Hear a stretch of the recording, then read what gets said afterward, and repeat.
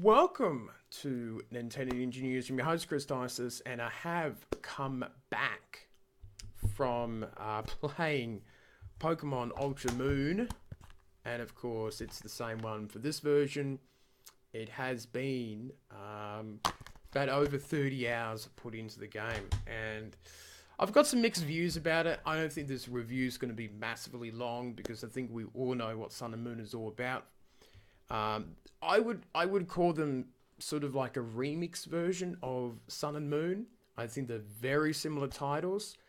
I'm going to be honest, if you already do have Pokemon Sun and Moon, and you've caught most of the legendaries and you've played over 150 hours or something like that, I don't think these games are worth it. I think there's just too little in them to justify that. Now, I've got some of my notes here. Now, there's a few little UI changes and some tweaks here and there that does make the experience nice. I still feel like there's a lot of hand holding in the game, way too much dialogue in the game, which annoyed me and made me very pissy trying to get through the storyline. I already know what the storyline is. I've played it last year, all that sort of stuff. Some of the interesting new features is the Maintain Surf, which is a surfing game. I felt it was a bit boring.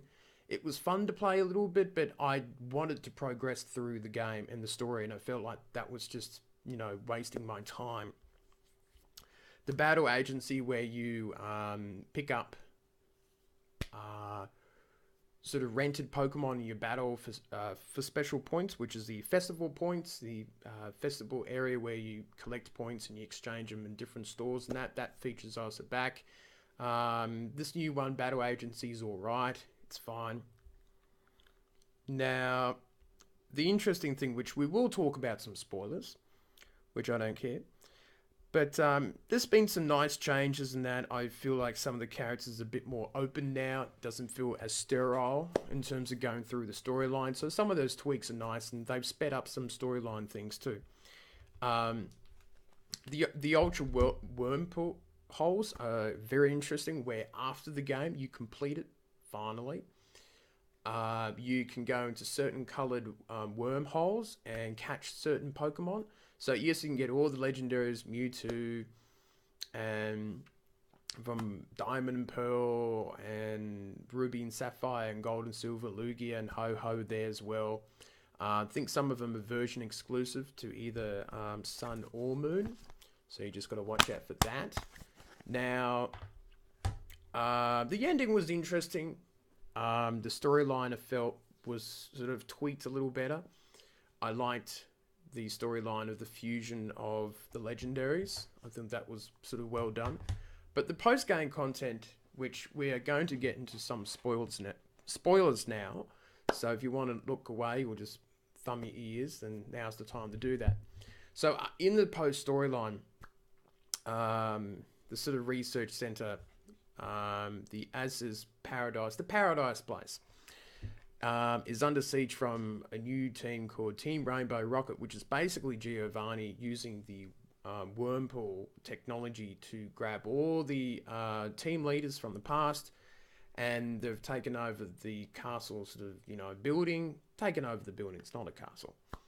And you have to battle each of these bosses from past generations, which, to be honest, were pretty hard. The levels that you go up to towards the end is quite difficult.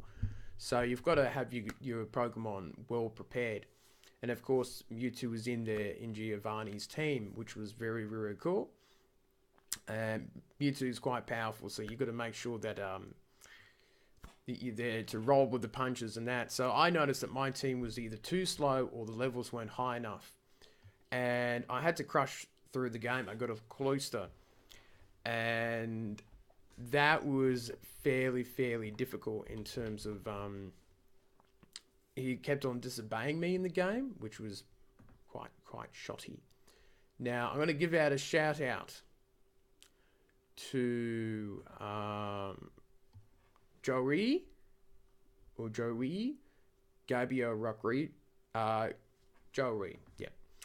So he was a nice guy that gave me a level 100 Pokemon so I can smash through the game and get through to the end. But even with that level 100, I think I would have struggled in the game itself. So overall, I felt like I was treading the same ground. And I'm going to give this a 9 out of 10, but that's about it. It's definitely not a 10 out of 10. I do feel like if they do the same thing again next time, I'm going to give it a lower mark. So I think 9 out of 10 for the games themselves. But if you've already got Sun and Moon, if you've played through that, then these games are basically a 2 out of 10. They're basically not worth buying, to be honest. So, but you haven't bought Sun and Moon, get the Ultra versions, and you can get more of a variety of Pokemon, which is over 100 more. So you can catch over 400 Pokemon in each of these editions, which is excellent. And you can catch all the legendaries too in the wormholes. So, not the mythical Pokemon. So, that is it. No screenshots because this is not a Switch game. And I was not going to do this review, but I thought, why not do it? People might be interested to see what I've got to say. But yeah, I was disappointed there was very much the same content. I know people will defend it, but I think the reason why Nintendo does it is because they can get away with it. Because they know people will buy it, even if it's the same version. I know Japanese gamers are not happy with it, but that's the way it is. So the only way to stop, remix games of this coming out just a year after is don't buy them. And the new Pokemon, something like 5 or 10 new Pokemon. It's not even worth it. So, stressing about missing out on new Pokemon.